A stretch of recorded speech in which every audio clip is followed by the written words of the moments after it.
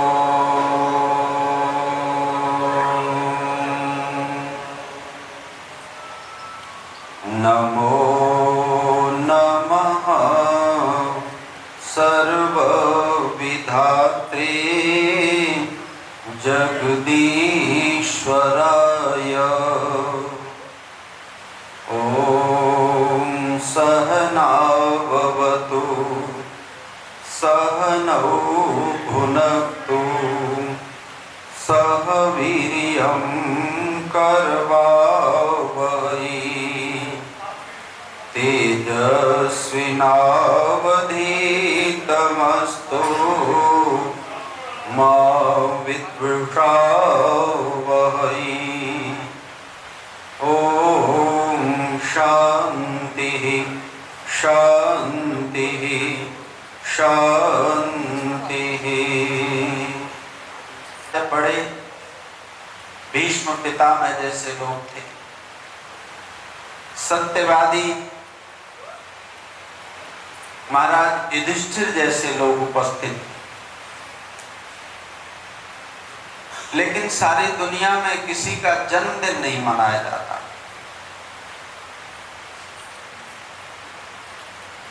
कोई न कोई तो कारण जरूर होगा।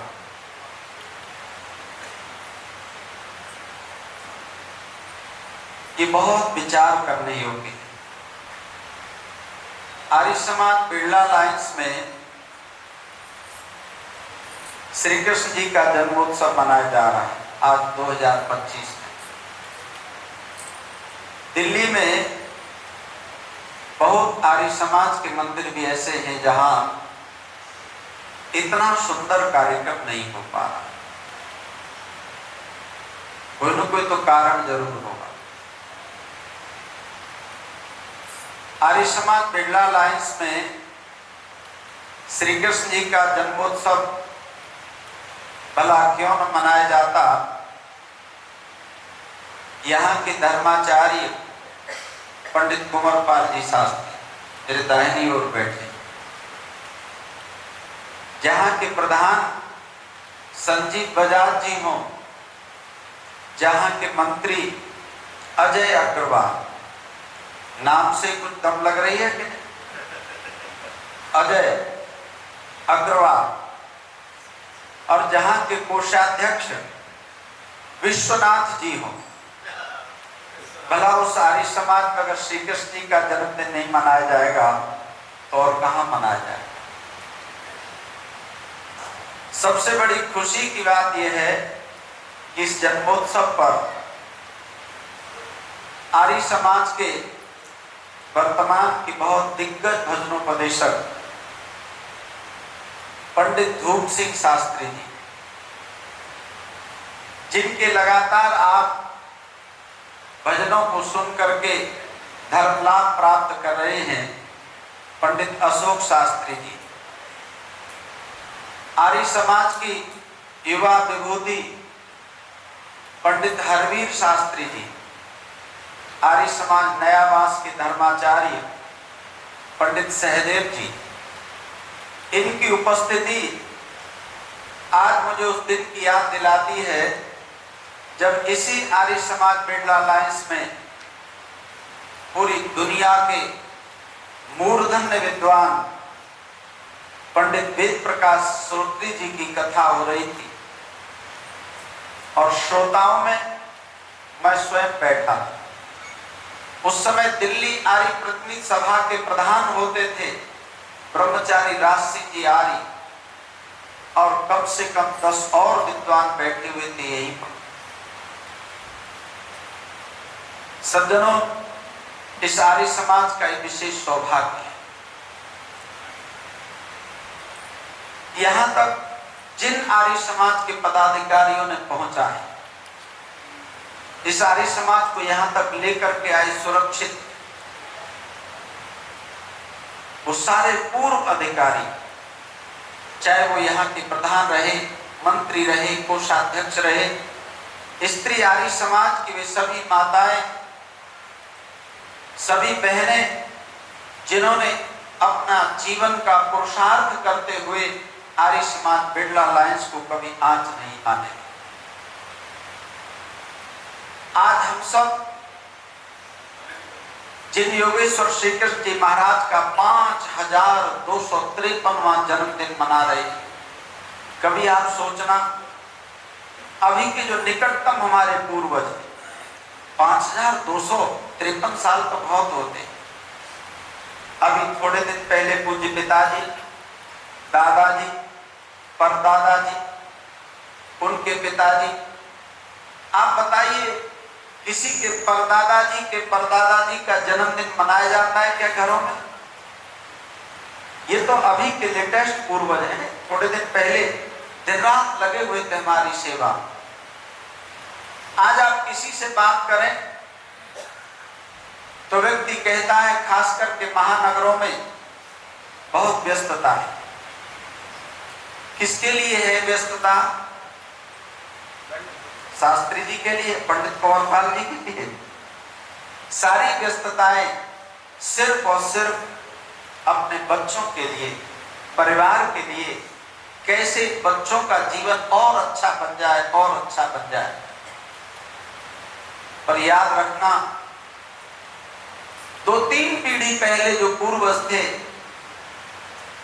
आज हम उनका जन्मदिन नहीं मना रहे, लेकिन 5253वां जन्मदिन योगेश्वर श्री कृष्ण जी महाराज का मना रहे हैं, तो कोई न कोई कारण जरूर है। आज उन कारणों की चर्चा करते हैं।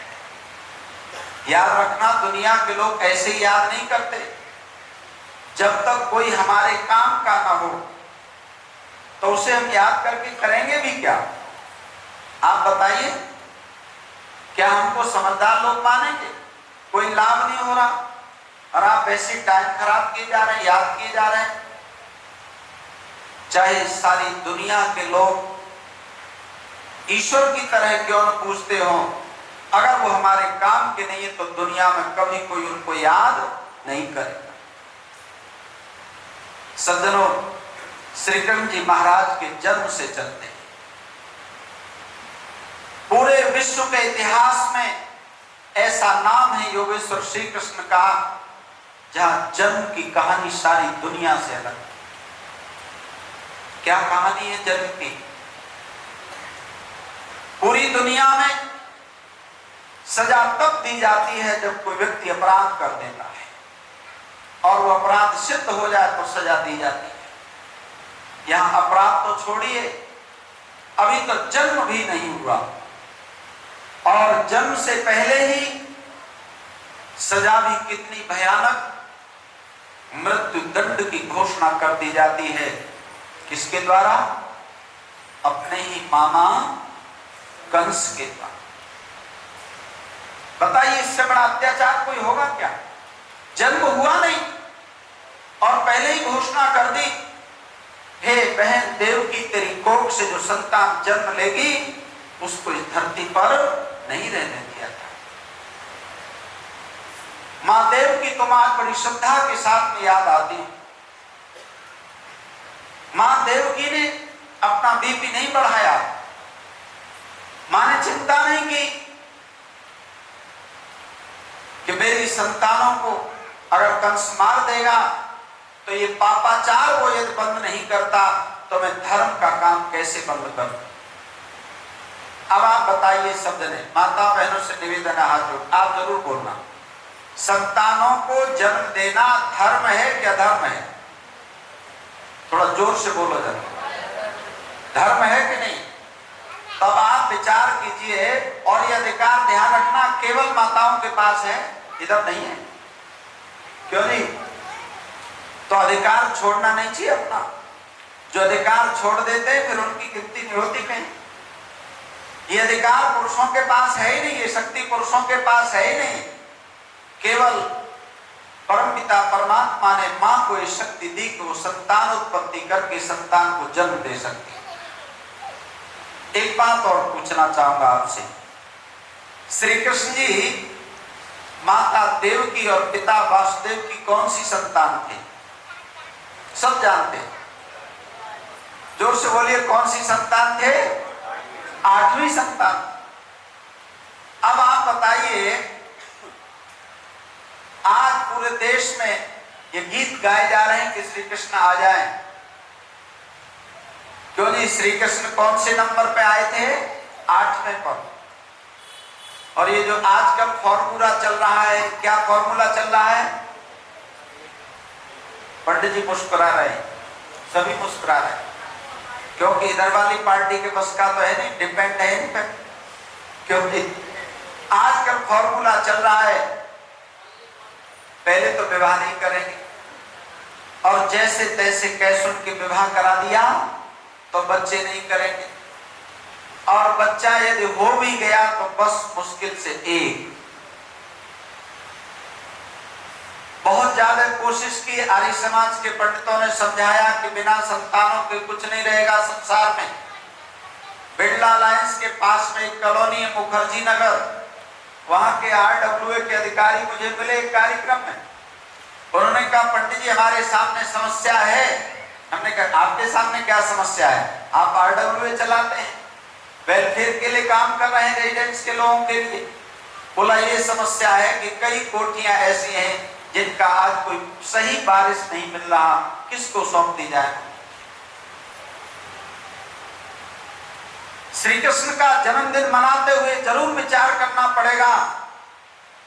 अगर हम अपने आप को श्री राम का, श्री कृष्ण का वंशज मानते हैं, उनको अपना पूर्वज मानते हैं, तो ये जरूर विचार करना पड़ेगा, क्या संतानों को जन्म देना उचित है या नहीं है? आप बताइए, बिना संतानों के क्या भविष्य रहेगा? सज्जनों, ध्यान रखना, माता देवकी ने सारी संतानों को जन्म दिया। महर्षि दयानंद जी महाराज, जिनकी श्री कृष्ण के प्रति इतनी अगाध श्रद्धा है, जब जब वो श्री कृष्ण का नाम लिखते हैं तो श्री कृष्ण जी लिखते हैं स्वामी दयानंद सरस्वती। सत्यार्थ प्रकाश के 11वें समोल्लास में जब वो कोट कर रहे हैं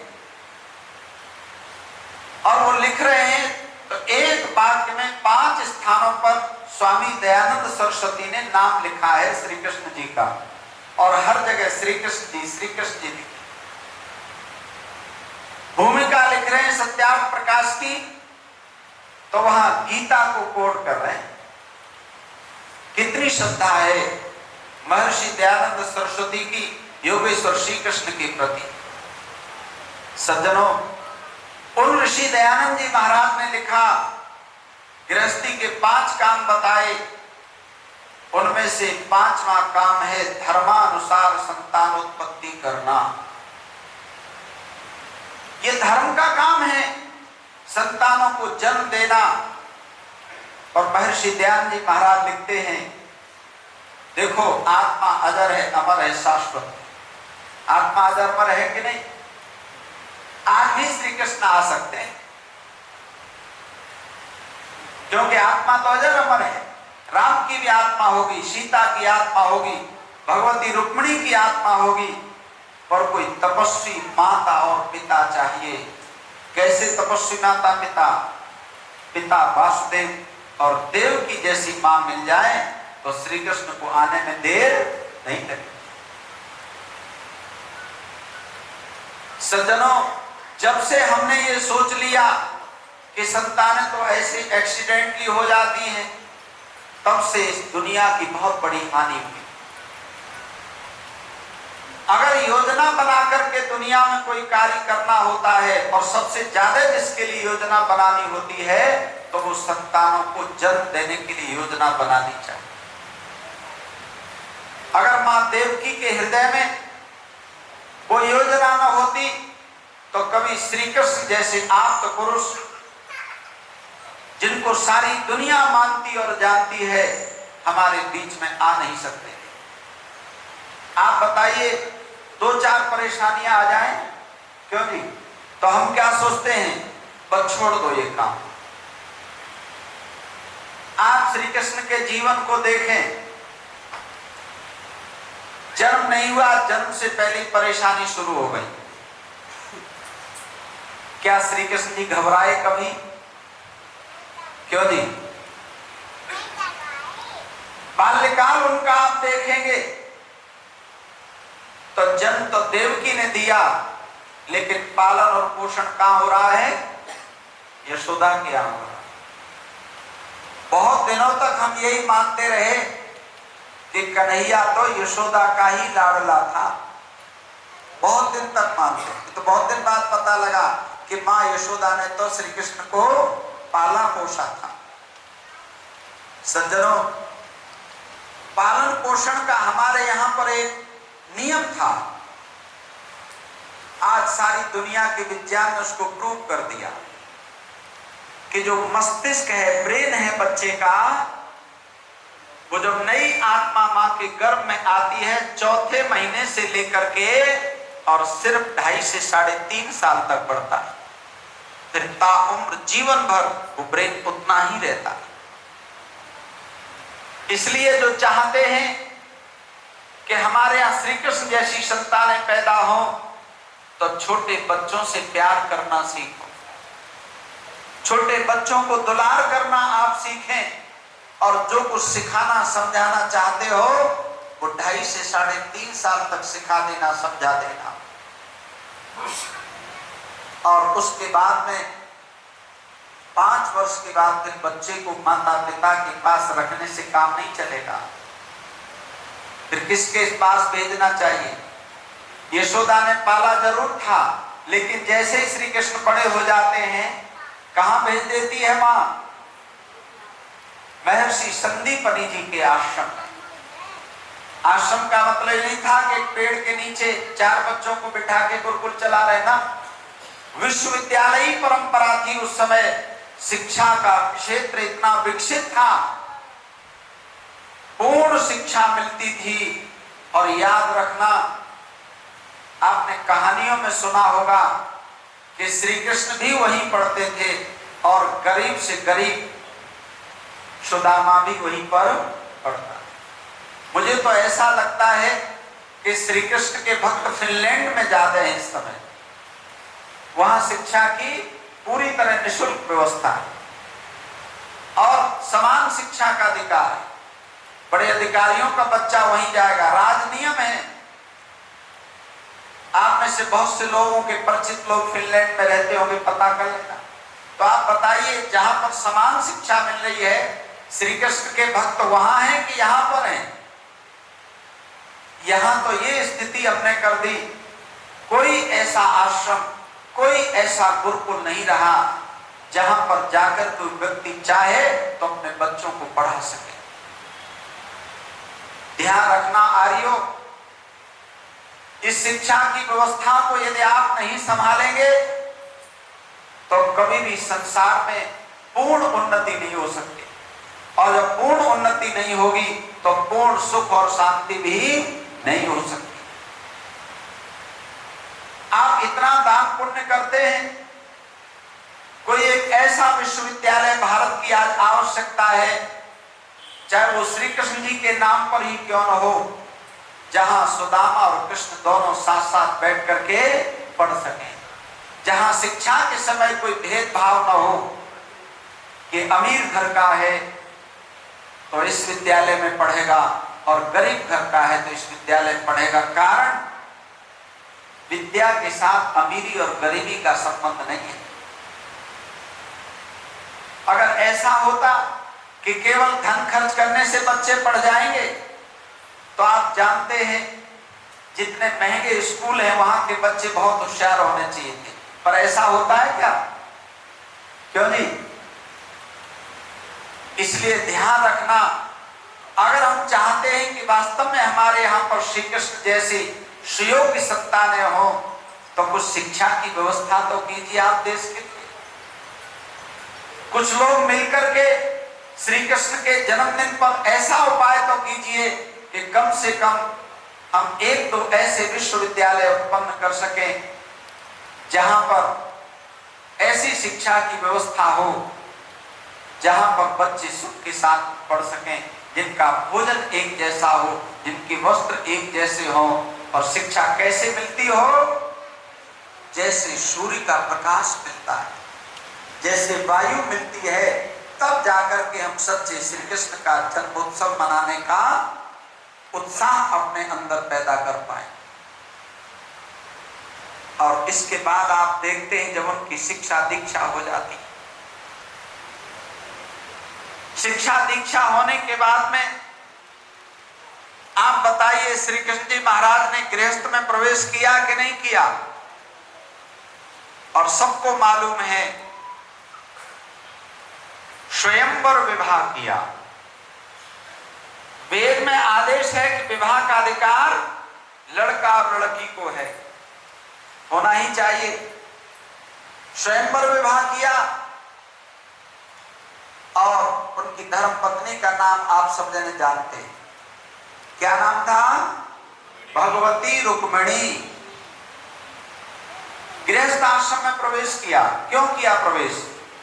गृहस्थ आश्रम सारे आश्रमों का आधार है। सन्यासी, वानप्रस्थी, विद्यार्थी, इनको कौन सहारा देता है? दुनिया में कोई भी विद्यार्थी बढ़िया से बढ़िया शिक्षा पा रहा है, उसका आश्रयदाता कौन है बताओ? गृहस्थी है। आजकल तो साधु सन्यासी भी साहब बड़े बड़े 5 स्टार आश्रमों में रहते हैं, क्या ठाठ है उनके। गृहस्थी के यहाँ कम पड़ जाएंगे ठाठ, और स्वामी जी के यहाँ ठाठ की कमी नहीं। लेकिन आप कभी विचार करना, उन सारे सन्यासियों को, उन सारे साधुओं को सुविधा देने वाला कौन है? गृहस्थ है। योगेश्वर श्री कृष्ण जी महाराज गृहस्थ आश्रम में प्रवेश करते हैं। भगवती रुक्मिणी उनकी धर्म पत्नी है। सज्जनों, ऐसा चरित्रवान आप तो पुरुष संसार में और कोई पैदा नहीं हुआ। 12 वर्ष तक दोनों जने ब्रह्मचर्य व्रत का पालन करते रहे। 12 वर्ष के पश्चात संतान को जन्म देते हैं। श्री कृष्ण के पुत्र का नाम आपको पता होगा, प्रद्युम्न। भगवती रुक्मिणी वर्णन कर रही हैं कि 16वां जन्मदिन मना रहे थे पुत्र का। जन्मदिन मनाना वैदिक परंपरा है। अगर जन्मदिन मनाना वैदिक परंपरा न होती तो वेद में जन्मोत्सव मनाने के मंत्र बोलो नहीं होते। क्या करें इस देश का? हमारे यहाँ ये कहा जाता है कि साहब अंग्रेजों ने बड़ी कृपा की और इस देश के लोगों को सिविलाइज्ड बना दिया। हमने कहा कैसे बना दिया? बोला हैप्पी बर्थडे मनाना सिखा दिया। अब हमको इतिहास मालूम नहीं। हमने कहा साहब बहुत अच्छा किया, अंग्रेजों ने बहुत अच्छा किया। अगर इतिहास मालूम होता तो एक प्रश्न पूछ लेते, भाई साहब अगर भारतवर्ष के लोग जन्मदिन मनाना नहीं जानते थे तो जन्माष्टमी बता दो क्या होती है। क्या पूछते बोलो? जन्माष्टमी क्या होती है? जन्माष्टमी नहीं जानते तो रामनवमी बता दो, रामनवमी क्या होती है। अरे जिस देश के लोग लाखों वर्षों से जन्मोत्सव मनाते आ रहे हो, उस देश को कोई भी बहकाने लगता है। क्यों हम बहक जाते हैं? क्योंकि आज योगेश्वर श्री कृष्ण का उज्जवल चरित्र हमारे सामने नहीं। कैसा वो शानदार चरित्र था क्या बल था श्री कृष्ण के अंदर,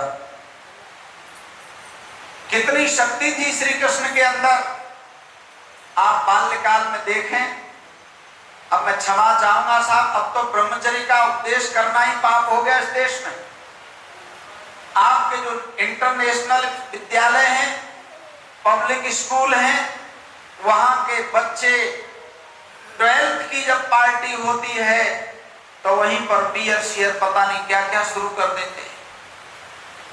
उनको ब्रह्मचर्य का उपदेश, किसी की हिम्मत नहीं उनको कोई ब्रह्मचर्य का उपदेश कर सके। परिणाम क्या होगा, जब शरीर में ही शक्ति नहीं रहेगी तो फिर वो आपके नौजवान और वो नव युवतियां कभी न तो गृहस्थ का पालन कर सकते हैं, न अपने जीवन की रक्षा कर सकते। कौन सी शिक्षा की ओर हम ले जा रहे हैं अपने देश को। याद रखना मित्रों, अगर हमने ब्रह्मचर्य की रक्षा नहीं की, हमने अपनी बेटियों को चरित्रवान नहीं बनाया, अपने पुत्रों को चरित्रवान नहीं बनाया, तो इस देश का भविष्य कभी अच्छा हो नहीं सकता है। इसलिए श्री कृष्ण के जीवन को आप देखें, मल्ल युद्ध में ही कई लोगों को धराशायी कर दिया। इतना शक्ति, इतना बल उनके शरीर में था। भगवती रुक्मिणी कहती हैं 16वां जन्मदिन मना रहे थे पुत्र का, तो स्वामी पुत्र को लेकर के यज्ञशाला में आ रहे थे। जन्मोत्सव मनाना चाहिए, तो भगवती रुक्मिणी कहती है मैं पहचान नहीं पाई कि स्वामी इधर आ रहे हैं या पुत्र इधर आ रहा है। 16 वर्ष का नौजवान नवयुवती बिल्कुल अपने माता पिता के समकक्ष हो जाता है। इसलिए हमारे यहाँ क्या विधान था, 5 वर्ष तक अत्यंत लालना करनी है बच्चों की, 5 वर्ष तक उनको डांटना पीटना भी नहीं है, लेकिन अगले 10 वर्षों में ताड़ना करनी। और आप विश्वास करेंगे, ताड़ना कर भी मारना और पीटना कभी नहीं। क्या परंपरा थी यहाँ पर, प्राप्ते तो 16 वर्षे पुत्र मित्र वदाचरेगा। 16 वर्ष के नौजवान से, 16 वर्ष की नवयुवती से आप मित्रता कर लेना। जो माता पिता अपने 16 वर्ष के पुत्र और पुत्री को मित्र बना लेंगे, उससे मित्रवत व्यवहार करेंगे, फिर वो सारी बात आकर के आपको बता देगा।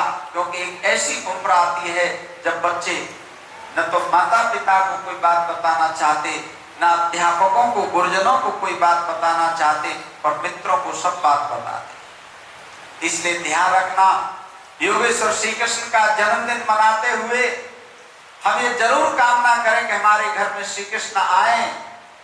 वो 16 वर्ष का नौजवान हमारा पुत्र, हमारी पुत्री, उसकी मित्रता हमारे साथ हो जाए, तो फिर वो सब चीजें आकर के माता पिता को बताएगा। फिर आपके घर में जो खुशहाली होगी, जो मित्रता का भाव होगा आपके घर में, उस परिवार में फिर श्री कृष्ण को रहने में देर नहीं लगेगी। आप कल्पना कीजिए, श्री कृष्ण जी गायों से प्रेम करते थे, और गायें भी 2, 4, 10, 20 नहीं, लाखों गायों को रखने की परंपरा उनके परिवार में पहले से उपस्थित है। आज बहुत जगह गीत गाए जाएंगे, आ जाना घनश्याम हमारे हर कीर्तन में, और बाई चांस मान लीजिए गलती से आ भी गए श्री कृष्ण जी, तो उनको तो सुबह सुबह गायों के साथ घूमने का शौक है। और आपके यहाँ क्या मिलेगा, ये दिल्ली में तो मैं देखा, नर और नारी दोनों जने एक कुत्ता लेकर के टहलने जाते हैं। क्या करें, गाय है, किसके साथ जाएंगे श्री कृष्ण जी। सज्जनों, कुत्ता पालने की मना नहीं है, लेकिन आपके यहाँ पर कुछ गायें भी तो होनी चाहिए। और मैं एक निवेदन आपसे करता चलूं, गौ रखना किसी भी स्थिति में हानिकारक नहीं है। आप लोग समझना था, आप इतने बड़े बड़े व्यापार का काम करते हैं, एक अच्छी भूमि पर कुछ गौएं आप रखवा दीजिए। मैं ज्यादा बड़ी बात नहीं कहता, आपको आर्थिक दृष्टि से भी कभी हानि नहीं हो। गायों का सारा खर्चा निकल जाएगा, गौशाला के कर्मचारियों का खर्चा निकल जाएगा, और गौ माता की रक्षा भी इस देश में बोलो होने लगे। मुझे लगता है कि अब अच्छे गौपालक तो डेनमार्क में चले गए। श्री कृष्ण के भक्त जो गौओं को पालते थे वो डेनमार्क में चले गए। वहां आज भी इतना दूध और दही का उत्पादन होता है कि डेनमार्क के लोग शाम तक वो सारा कंज्यूम नहीं कर पाते। आर्यजनों, श्री कृष्ण का जन्मदिन मनाते हुए कुछ न कुछ तो करना पड़ेगा। अगर हम कुछ करेंगे नहीं तो परमात्मा कर्म का फल देते, हमको कुछ फल प्राप्त होने वाला नहीं। सज्जनों, हमने क्या किया? यद्यपि उसमें जो हमारी गुलामी रही, मुगल शासकों का बहुत बड़ा हाथ रहा, उसके पश्चात अंग्रेज शासकों का बहुत बड़ा हाथ रहा। उन्होंने देखा इस देश के लोग राम को अपना आदर्श मानते हैं, इस देश के लोग श्री कृष्ण को अपना आदर्श मानते हैं। तो उस मुगल काल में और अंग्रेजों के काल में एक बहुत बड़ी साजिश हुई और उस साजिश के तहत हमारे दोनों महापुरुषों को बदनाम करने का काम किया गया। आप कहेंगे 15 अगस्त 1947 के बाद तो वो साजिश बंद होनी चाहिए। कल आप लोगों ने स्वतंत्रता दिवस मनाया था, लेकिन वो साजिश बंद नहीं हुई। आज ये भोली जाति अपना ही पैसा खर्च करके आज अपने महापुरुष योगेश्वर भगवान श्री कृष्ण को बदनाम करने के लिए जी जान लगा देंगे। आज वो गीत सुने नहीं जा रहे, आज गीत बज रहे हैं यहाँ पर, इकली घेरी वन में आए श्याम तेने कैसी ठानी। अब आप बताइए, क्या श्री कृष्ण के पास यही काम रह गया था कि जहां पर अकेली लड़की को देखते उसको जाकर के घेर लेते थे? लेकिन ज्यादा संख्या ऐसे मंदिरों की है जहां पर श्री कृष्ण को बदनाम किया जा रहा है, और आप देख रहे हैं परिणाम। और जन्माष्टमी के बाद डाटा उठा के देख लेना, रेप की घटनाएं बढ़ जाएंगी, क्योंकि यहां पर ये प्रचारित किया जा रहा है कि श्री कृष्ण जी ऐसे उल्टे उल्टे काम करते। आज गीत बजेगा, छलिया का भेष बनाया श्याम चूड़ी बेचने, यही काम रह गया था। फिरोजाबाद से चूड़ी भर के ले आता था और बेचता रहता। अरे सज्जनों, हमारी ये भोली जाति जब अपने महापुरुषों को बदनाम कर देगी, याद रखना, श्री कृष्ण को बदनाम करने का मतलब यह है कि उनके सारे अनुयायी, कितने भक्त हैं श्री कृष्ण के दुनिया में, बताओ आप, गिनती नहीं कर सकते आप। केवल भारतवर्ष में नहीं, पूरी दुनिया में श्री कृष्ण को मानने वाले लोग हैं। लेकिन जब उनके सामने ऐसा चरित्र रख दिया जाएगा, कोई ऐसी चोरी नहीं छोड़ी, कोई ऐसा पाप कर्म नहीं छोड़ा जिसका आरोप हमने भगवान श्री कृष्ण के ऊपर न लगाया। सज्जनों, अब तो ये परंपरा बंद होनी चाहिए। कब तक बदनाम करोगे आप अपने महापुरुषों को? अगली आने वाली पीढ़ियां, ध्यान रखना, हम जैसा महापुरुषों को प्रचारित और प्रसारित करेंगे, आगे आने वाली पीढ़ियां वैसी ही बन। अब आप विचार करना, यदि हम चाहते हैं कि हमारे देश के बच्चों का भविष्य अच्छा बने, तो श्री कृष्ण का वो स्वरूप आज हमको रखना पड़ेगा जिनके हाथ में सुदर्शन चक्र होता था। अब तो वो फोटो नहीं मिलती बाजार में। सुदर्शन चक्र को देख करके वीरत्व का भाव जागृत होता है। अगर श्री कृष्ण की वो सुदर्शन चक्र वाली फोटो नहीं होगी तो आप दुनिया में कैसे विश्व गुरु के पद पर पहुंच पाएंगे? याद रखना मित्रों, श्री कृष्ण को बदनाम करने के लिए जितनी कोशिश आज हो रही है, इनमें भी बहुत बड़ी साजिश है। आज भी लोगों को भय है कि अगर योगेश्वर श्री कृष्ण का सही चरित्र लोगों के सामने आ गया तो लोग दुष्ट को दंड देना सीख जाएंगे और धार्मिक व्यक्ति की रक्षा करना सीख जाएंगे। अब क्या हो रहा है? अब कोई दुष्ट मिल जाए तो हम उसका मुकाबला नहीं कर सकते। आप बताइए, श्री कृष्ण जी महाराज ने हर एक दुष्ट का मुकाबला किया था कि नहीं किया था? स्वामी दयानंद जी महाराज लिखते हैं सत्याग्रह प्रकाश में क्योंकि स्वामी दयानंद जी महाराज तो ब्राह्मणत्व धर्म का पालन करते थे। स्वामी जी ने कहा, जब स्वामी जी के ऊपर हमले होने लगे, स्वामी जी के ऊपर लोग गोबर फेंकने लगे, डंडे फेंकने लगे, लाठी से प्रहार करने लगे, उनको विष देने लगे, तब स्वामी दयानंद जी महाराज ने अनुभव किया और उनके शब्द हैं कि आज श्री कृष्ण के सदृश अगर कोई होता तो इन पापियों के धुर्रे उड़ा देता है। स्वामी दयानंद जी महाराज ने कहा। श्री कृष्ण जी ने किसी पापी को छोड़ा नहीं, उसका तुरंत ट्रीटमेंट किया, तुरंत इलाज किया। क्योंकि अधर्म यदि बढ़ता रहेगा, अधर्म करने वाले लोग बढ़ते रहेंगे, समाज में पापाचार बढ़ता रहेगा, तो ध्यान रखना सज्जन लोगों की कभी रक्षा हो नहीं सकती है। परित्राणाय साधूनां विनाशाय च, कौन करेगा इसको पूरा?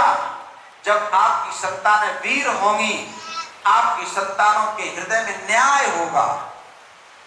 अब न्याय नहीं जहां होता, जहां पर अन्याय बढ़ जाता है, वहां ध्यान रखना सज्जन मनुष्य धीरे धीरे करके दबते चले जाते हैं, दबते चले जाते हैं और पापाचारी घूमते चले जाते हैं, बढ़ते चले जाते हैं। सज्जनों, जब श्री कृष्ण जी महाराज अर्जुन को समझा रहे हैं कि अर्जुन तुमको ये युद्ध के लिए तैयार होना पड़ेगा, तो अर्जुन ने एक बहुत मार्मिक प्रश्न किया। अर्जुन ने कहा, हे योगेश्वर श्री कृष्ण, जब युद्ध होगा तो युद्ध में वीर पुरुष सब समाप्त हो जाएंगे, तो उनके जो स्त्रियां हैं वो विधवा हो जाएंगी, तो जो बूढ़े पितरजन हैं, क्योंकि बुढ़ापे में सेवा परिवार के लोग करते, वो सारे वीर पुरुष जब समाप्त हो जाएंगे तो बूढ़े पितरजनों की सेवा कौन करेगा? वृद्ध लोग कहां जाएंगे? और इतनी विधवा स्त्रियां इतनी बड़ी संख्या में, क्योंकि इतना भयानक युद्ध होने वाला है, वो सब स्त्रियां कहां जाएंगी? श्री कृष्ण से प्रश्न कर रहे हैं अर्जुन। तो श्री कृष्ण कहते हैं, अर्जुन ध्यान रखना, ये आपका प्रश्न बहुत उचित है कि इतने बड़े युद्ध के बाद जो विभीषिका फैलेगी, इतनी स्त्रियां एक साथ विधवा हो जाएंगी, उनकी व्यवस्था कैसे होगी? और जो वृद्ध लोग हैं, जो पितरजन हैं, उनके लिए कौन सेवा पानी करेगा? ये प्रश्न तो आपका सत्य है, लेकिन अर्जुन इस समय की जो परिस्थितियां बढ़ रही हैं, अब आप बताइए। मैंने सबको समझा लिया, कोई नहीं माना, तब आकर के मैं आज यहाँ पर उपस्थित हुआ। दुर्योधन को जब समझाने गए हैं और जब दुर्योधन नहीं माने, तो वहां पर श्री कृष्ण जी महाराज ने भोजन नहीं किया। क्यों नहीं किया भोजन? याद रखना, भोजन उसके यहां पर किया जाता है जिसके यहां कुछ थोड़ा आदर और मान हो, जो आपको बिल्कुल सम्मान नहीं देना चाहता, जिसके हृदय में कोई प्रीति का भाव आपके प्रति नहीं है, उसके यहाँ का अन्न खा करके आपका मन और ज्यादा विकृत होगा। श्री कृष्ण जी से लाख प्रयत्न किए, लेकिन उन्होंने भोजन वहां पर नहीं किया। सज्जनों, लाख उपाय करने के बाद भी वो महाभारत का युद्ध रुक नहीं पाया। युद्ध तो 18 दिन चला था, लेकिन आज तक ये भारत भूमि उस युद्ध की विभीषिका को झेल रही है। कितना उस समय विज्ञान डेवलप था, साइंस कितना उन्नत था। युद्ध हो रहा है कुरुक्षेत्र की भूमि में, और संजय वहां से रिपोर्टिंग कर रहे हैं। और सुनो ध्यान से, किस भाषा में कर रहे हैं? याद रखना मित्रों, वैसे तो आप बनावटी भाषा हमेशा बोल सकते हैं, लेकिन जब दुख की घड़ी उपस्थित होती है, कष्ट का समय उपस्थित होता है, तो व्यक्ति मातृभाषा में ही दुख व्यक्त करता है, जो उसने बचपन में सीखी है। फिर बनावटी भाषा धरी की धरी रह जाती है।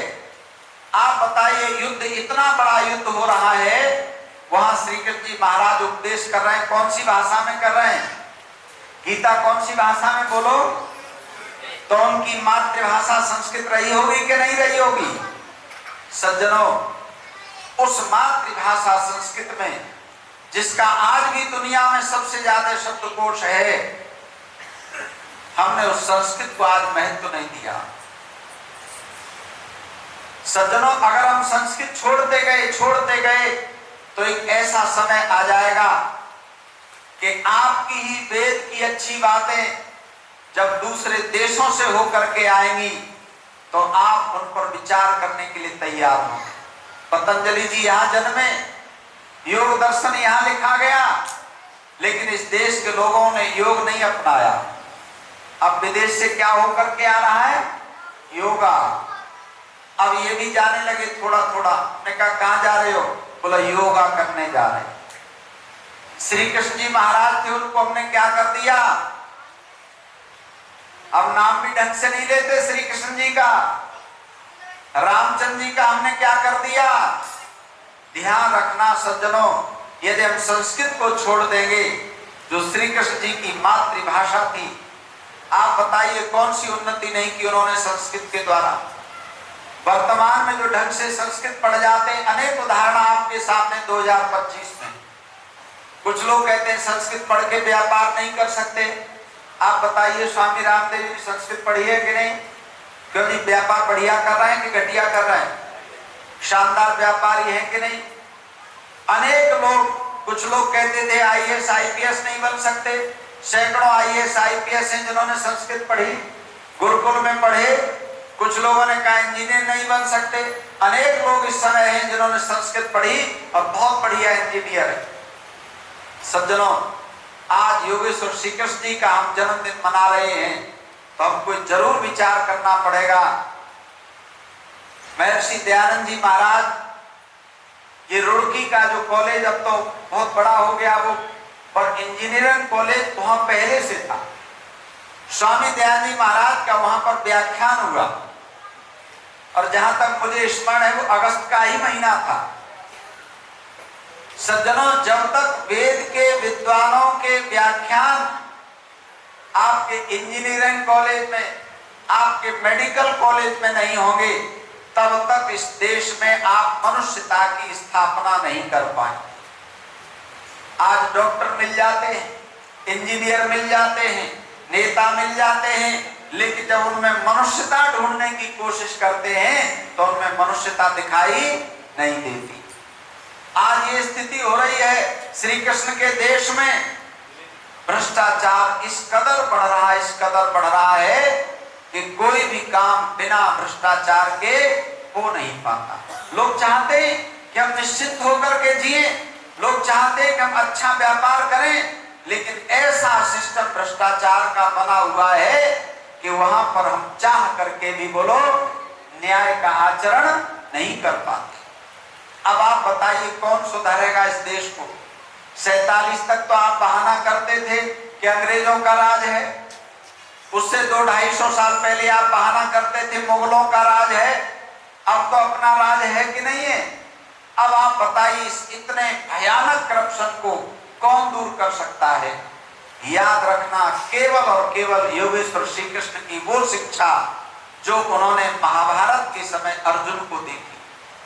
आप बताइए भ्रष्टाचार करके हम क्या इकट्ठा करेंगे? केवल धन संपत्ति तो इकट्ठी हो सकती है, क्यों जी? अब आप विचार करना, क्या इस धन संपत्ति में से जो चाहे आपने कितना ही पापाचार करके इकट्ठी की या धर्माचार करके इकट्ठी की, आप बताइए उसमें से कुछ संग लेके जा सकते हैं क्या? क्यों जी? तो बोलो हम कितनी बड़ी मूर्खता कर रहे हैं। पाप कर्म करके इस कूड़े को इकट्ठा कर रहे हैं जो हमारे साथ में बोलो जा नहीं सकता, और जीते जी हम अपनी आत्मा का हनन करते हैं।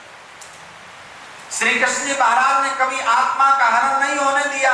अगर पापाचार करने वाला व्यक्ति उनका रिश्तेदार था, बोलो शिशुपाल का वध किया कि नहीं किया? जरासंध का वध किया कि नहीं किया? और ऐसा नहीं कि जरासंध को मार के छोड़ दिया हो, वहां पर धार्मिक राजा की स्थापना। इसलिए याद रखना, जब इस संसार में हम अधर्म करके अगला जन्म और खराब करने का प्रयत्न कर रहे हैं, तो योगेश्वर श्री कृष्ण के जन्मदिन पर आज हमको संकल्प करके जाना होगा कि हम जितनी शक्ति और सामर्थ्य से पापाचार को कम कर सकते हैं। मैं ये तो नहीं कहता कि आप जाते एक दिन में खत्म कर देंगे, लेकिन एक बार इच्छा तो होनी चाहिए कि कम से कम मैं अपने जीवन में, जब तक ये सांसों की माला चल रही है, जब तक मैं योगेश्वर श्री कृष्ण का जन्मदिन मनाता रहूंगा, मैं अपनी देह से कोई पापाचार नहीं करूंगा, कोई पाप कर्म नहीं करूंगा। योगेश्वर श्री कृष्ण जी महाराज ने तो मन से भी कभी पाप नहीं किया, कभी मन में भी उनके विचार नहीं आया कि मैं कोई पाप का कर्म इस संसार में करूं, क्योंकि वो सच्चे ईश्वर के भक्त थे। अगर ईश्वर के भक्त न होते तो आप बताइए, प्रातः और सायं दोनों समय, युद्ध के समय जो व्यक्ति ईश्वरोपासना कर रहा है, भगवान का ध्यान कर रहा है, उसका कितना अटूट विश्वास होगा ईश्वर। याद रखना, श्री कृष्ण के भक्तजनों, आर्यों, ईश्वर की उपासना को कभी मत छोड़ देना, चाहे सुख हो अथवा दुख हो, ईश्वर की उपासना निरंतर करनी। और वेद में तो एक मंत्र में भगवान ने स्वयं कहा है कि आप अपने परिवार में सामूहिक संध्या करने की आदत डालें, ये आदेश है परमात्मा। सामूहिक संध्या का मतलब क्या होगा? जिसमें छोटे छोटे बच्चे भी बैठे होंगे आपके पास में, और बूढ़े से बूढ़े वृद्ध व्यक्ति भी आपके परिवार के सदस्य बैठे। जिस दिन आप शाम को बैठ करके, सुबह बैठ करके अपने पूरे परिवार के साथ में ईश्वर की आराधना करने लग जाएंगे, उस दिन आपके हृदय में श्री कृष्ण नजर आएंगे। आपको अनुभूति होगी, जो गीता का उपदेश उन्होंने किया था, गीता सज्जनों बुढ़ापे में पढ़ने का ग्रंथ नहीं है। गीता किसी व्यक्ति के बीमार हो जाने पर भी पढ़ने का ग्रंथ नहीं है, यद्यपि उस समय भी लाभ मिलेगा। अगर आप बीमार व्यक्ति को भी गीता सुनाएंगे तो उसको भी कुछ लाभ मिलेगा, लेकिन गीता तो भरी जवानी में पढ़ने का ग्रंथ है। सज्जनों, आज गीता के स्वाध्याय के कारण आप ईश्वर की भक्ति को अग्रसर होते और बड़ी आसानी से हो सकते हैं। पर ध्यान रखना, इस गीता माता पर भी बड़ा सुनियोजित हमला हो रहा है। आप कहेंगे गीता माता पर हमला हो रहा है और हमको पता नहीं है। एक ऐसी संस्था है जो निःशुल्क गीता छपवाती है, और वो 1000, 2000, लाख में नहीं, करोड़ों में वो गीता बढ़ती है। लेकिन उस गीता को पढ़ने के बाद में क्या होगा, और हो रहा है आज, आपको कृष्ण काल्पनिक लगने लगेंगे, आपको अर्जुन काल्पनिक लगने लगेंगे। इसलिए बहुत सावधान होने की जरूरत है। कृष्ण पर हमले होने अभी बंद नहीं हुए।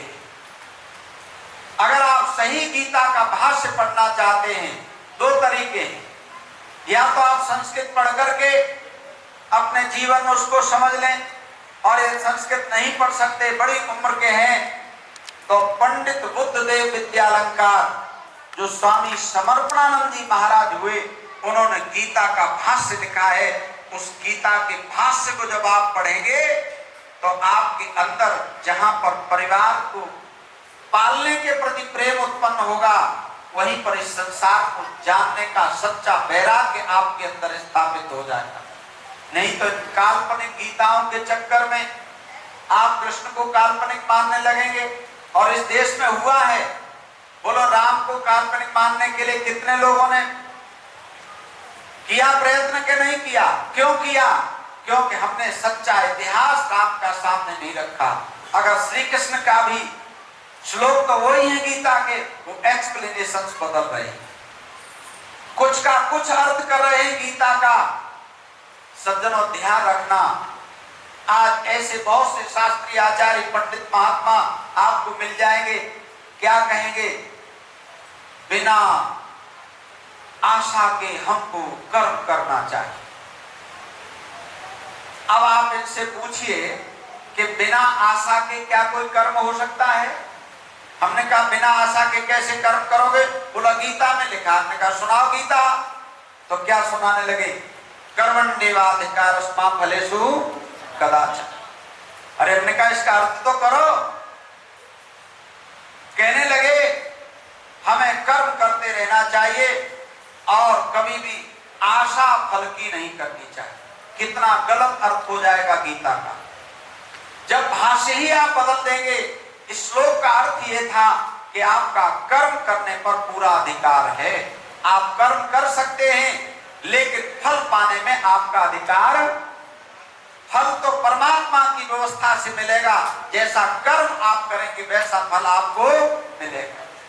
तो आर्यो संभालना, जब गीता के एक्सप्लेनेशंस बदलने लगेंगे तो आपको कोई कुछ भी समझा देगा, उससे फिर आपकी श्रद्धा न तो श्री कृष्ण में रहेगी न भगवती रुक्मिणी में रहेगी।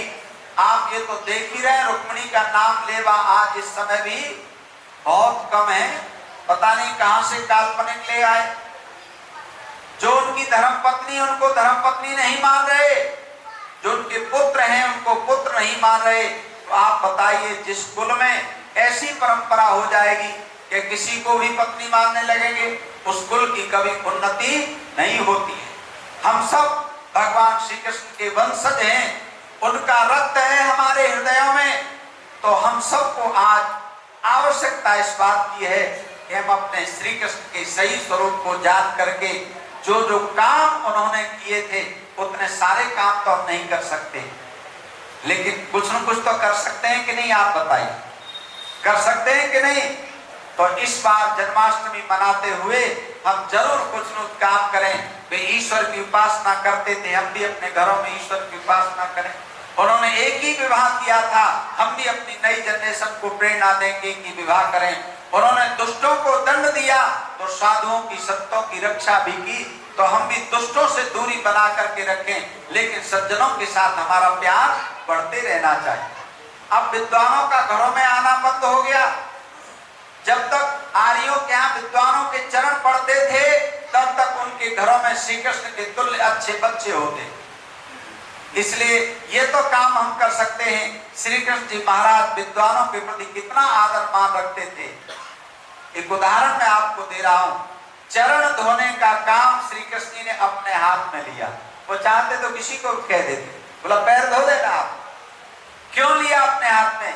जिस दिन आपके हृदय में विद्वानों के प्रति, माता पिता के प्रति आप कभी चरण धो करके तो देखना एक दिन पिताजी को बिठा के। अब तो हमारी स्थिति ये है कि हम इंतजार में हैं कि कब मरेगा बुढ़ा तब इसको अंतिम स्नान कराएं, और बहुएं सोच रही कब मरेगी बुढ़िया, फिर उस दिन देखो जब देहांत हो जाता है रगड़ रगड़, उस समय भी रगड़ना चाहिए, धोना चाहिए, वो भी धर्म का काम है। लेकिन एक बार जीते जी माँ को बिठा करके उनके पैर यदि आप धो देंगे तो आप श्री कृष्ण के सच्चे भक्त बन। कभी बिठा के देखना है। माताओं बहनों देखो, हम लोग आर्य समाज के पंडित हैं, पांडित्य कर्म करते हैं, सामाजिक एक्सपेरिमेंट करते हैं। आप एक दिन अपनी सास को बिठा लेना और अच्छी तरह से उनके पैर धो देना, तौलिया साथ में ले जाना। कई बहनों ने बताया कि मैं तौलिया ले तो गई थी सास के पैर पहुंचने के लिए, लेकिन जैसे ही मैंने पैर धोने शुरू किए तो सास के हृदय में जो थोड़े बहुत गिले शिकवे थे वो सब आंसू बन करके बहने लगे। तो उस तौलिया से सासू माँ के आंसू पहुंचने पड़े, और इससे लाभ न हो तो अगली बार मत करना। स्वामी दयानंद जी महाराज ने श्री कृष्ण के प्रति जो श्रद्धा पैदा की थी, उस श्रद्धा को जब तक अपने घरों में परिवारों में नहीं लाएंगे, कभी पिताजी के आप पैर धो के देख लेना। और संस्कार विधि में तो पति के भी पैर धोने का वर्णन है। ये जितने आज जो वकीलों के पास घूम रहे हैं, परिवार टूटने के कगार पर हैं, अगर वो एक एक्सपेरिमेंट कर ले अपने घर में, वकील साहब के पास जाने से पहले पति को अलग कमरे में बिठा कर एक दिन पैर धोले कोई पत्नी, तो मुझे ऐसा जरूर विश्वास है कि शायद उन वकीलों के पास फिर जाने की जरूरत नहीं पड़ेगी। संस्कार विधि में लिखा।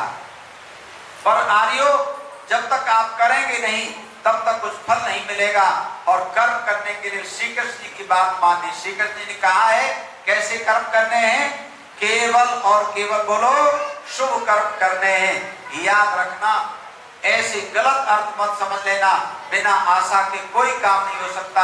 हमें आशा तो करनी है, लेकिन कैसी आशा करनी है? शुभ कर्म करने की आशा करनी है। हमें इच्छा करनी मैं अपने हाथों से शुभ कर्म करूं।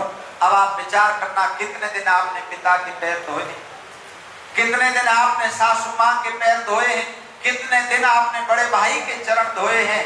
जब तक हम ये छोटी छोटी बातें हैं इनको परिवारों में नहीं लाएंगे तब तक वो सुख हमको अनुभव नहीं होगा। जो आत्मिक सुख होता है, जो आत्मिक प्रेम होता है, अब हम परिवारों में फॉर्मेलिटी पूरी करते जाते हैं। फूलों के गुलदस्ते लेकर के जाए, गुलदस्ते दीजिए बहुत अच्छी बात है, लेकिन दूर से दे करके चले आते हैं। अब तो पैर छूना भी मुश्किल हो गया है, पैर दबाना तो बहुत दूर की कौड़ी हो गई। पैर छूने के लिए भी हम पैरों तक नहीं जाते, घुटनों के ऊपर से काम करने लगे। हमारे गुरुजी बड़े विनोदी स्वभाव के थे। एक सज्जन आए, कहने लगे, बोला घुटनों बहुत दर्द होता है।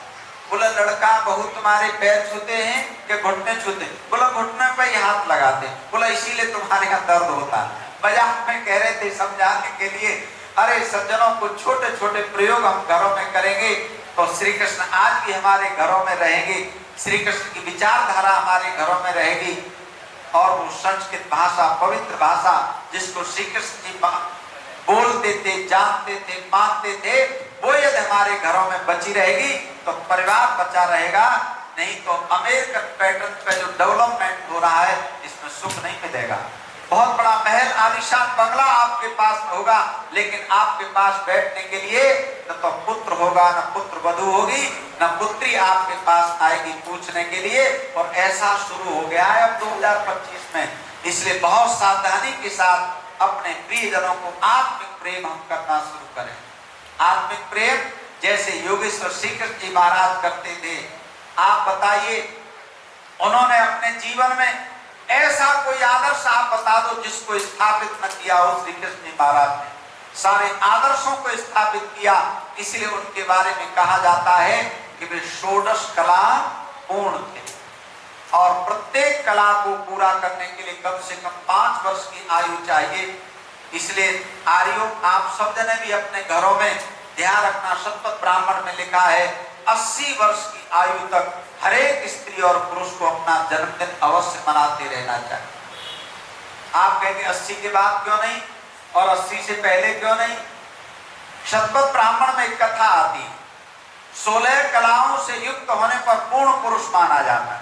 इसीलिए श्री कृष्ण को आप तो पुरुष कहते हैं, पूर्ण पुरुष कहते हैं। 16 कलाओं से भी युक्त थे और हर कला को पूरा करने के लिए कुछ समय चाहिए। समय बलवान है कि नहीं? तो 5 वर्ष चाहिए एक कला को प्राप्त करने के लिए, तो 16 कलाएं होनी चाहिए। तो कितना समय हो गया? पुराने लोग जानते हो, बच्चे तो जानते नहीं आजकल। पुराने समय में पहाड़े चलते थे, 16 पंजे 80 वर्ष तक प्रतिवर्ष हम जन्मदिन मनाते रहे। इस बीते हुए वर्ष में हमसे क्या क्या कमियां हुई, उन कमियों को अगले वर्ष में नहीं होने देंगे। और साथ श्री कृष्ण जी महाराज ने आपको इतना निश्चिंत किया, सारी चिंताओं से एक ही झटके में मुक्त कर दिया। कितने विद्वान थे साहब श्री कृष्ण जी महाराज, उन्होंने समझाया देखो जो बीत गया है उसमें आप कुछ परिवर्तन नहीं कर सकते। आप बताइए, जो कुछ पीछे होना था वैसा हो गया, उसको हम कुछ चेंज कर सकते हैं क्या? तो श्री कृष्ण जी महाराज ने कहा जब उसमें कुछ परिवर्तन नहीं किया जा सकता तो तुम्हें चिंता बोलो नहीं करनी। आज हम चिंताओं में ग्रसित हो जाते हैं। अगर श्री कृष्ण जी की बात मान लेंगे, पीछे जैसा होना था, चाहे वो अच्छा हुआ चाहे बोलो बुरा हुआ, अब उसमें कुछ परिवर्तन नहीं हो सकता। इसलिए हमें बीते हुए समय की चिंता करने की जरूरत नहीं। तो हम श्री कृष्ण के सच्चे भक्त बन जाएंगे और जिस दिन आपकी चिंता छूट जाएगी उस दिन आपके जीवन में प्रसन्नता आ जाएगी। और भविष्य के बारे में हमें सब कुछ पता नहीं है, या पता है बोलो? तो श्री कृष्ण जी की बात मान लीजिए, वो बार बार सचेत कर रहे हैं, कह रहे हैं तुम वर्तमान को अच्छा बनाओ।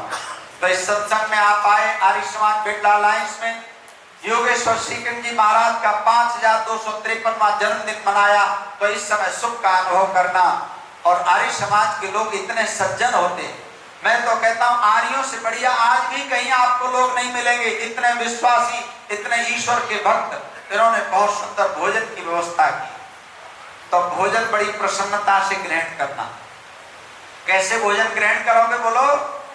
केवल आज ही नहीं कि आज जन्माष्टमी तो आज खुश होके खा लिया, रोजाना आप भोजन प्रसन्नता के साथ ग्रहण करेंगे और आर्यों के साथ उठा बैठा करेंगे तो आपके जीवन में निश्चित ही प्रसन्नता बढ़ेगी, और प्रसन्नता बढ़ेगी तो आपकी आयु भी बोलो लंबी होगी। श्रीकृष्ण जी महाराज कितने दिन तक यहाँ रहे? 125 वर्ष तक, और उनका देहांत नहीं होता। संध्या कर रहे थे और संध्या के समय एक बहेलिए ने बाण मार दिया, जो बाण उनके पैर में आकर के लगा, और वो बाण विषैला था। अगर सामान्य बाण होता तो घाव हो जाता, घाव भर जाता थोड़े दिन में, लेकिन उसमें विष था।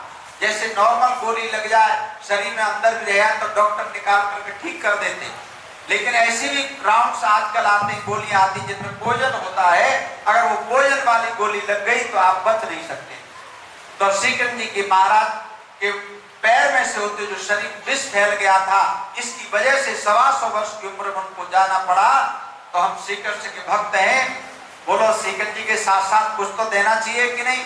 तो लंबी उम्र के लिए बहुत जरूरी है आपके चेहरे पर प्रसन्नता बनी रहे, आपके भोजन में प्रसन्नता बनी रहे, आप जब व्यवहार करते हो तो आपके व्यवहार में भी प्रसन्नता बनी रहे। कल शाम को आप लोगों की बहुत याद आएगी। मैं बहुत कोशिश करता हूँ कि मोह न हो, पर पंडित जी मोहन पाल जी, मोह स्वाभाविक गुण हो ही जाता है। कल जैसे 8 बजेंगे आपकी याद आएगी, लेकिन कल शाम को न तो आप होंगे मेरे सामने और मैं भी आपके सामने नहीं होगा। तो ईश्वर की व्यवस्था को स्वीकार करते हुए हम अपनी प्रसन्नता को कभी कम न होने दें। ये प्रसन्नता हमारे हृदय में बस जाएगी तो समझो हम श्री कृष्ण के सच्चे भक्त हैं। एक बार जोर से बोलिए, योगेश्वर श्री कृष्ण जी महाराज की जय। बहुत बहुत है।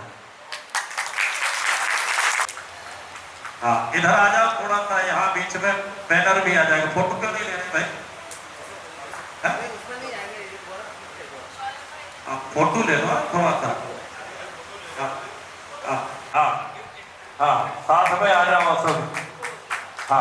हाँ, थोड़ा सा ग्रुप ठीक हो जाता है।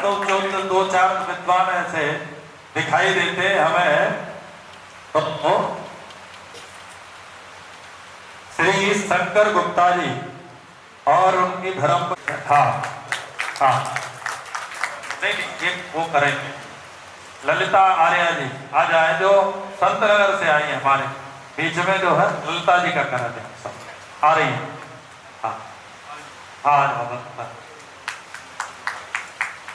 श्री जीवन लाल जी का भी स्वागत कल रह गया था, तो फिर आज आ जाएंगे। जीवन लाल जी का स्वागत प्रधान जी कर देंगे। श्री ताराचंद जी आ रहे, जो हमारे बीच में बहुत दूर से आए हैं। हाँ, कुमेड़ा मुरादनगर से आए हैं जो।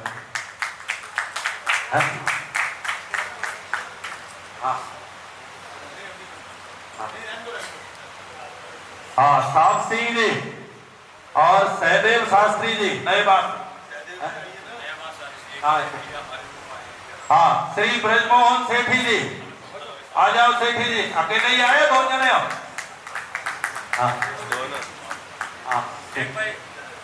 अकेले ही आए हो सेठी साहब? हाँ, आ जाओ बहन जी, आ जाओ जो है। गुप्ता जी भी आ जाए। देखिए अमित जी, हमारे यहाँ हर महीने जो भी शुगर टेस्ट की जो स्ट्रिप लगती है, इनके यहाँ से हमेशा निःशुल्क रहती है। हमारे हॉस्पिटल जो अजय जी चलाते हैं। हाँ, यदि जो सहयोग होता है, देखो ऐसा है। हाँ, तो हाँ,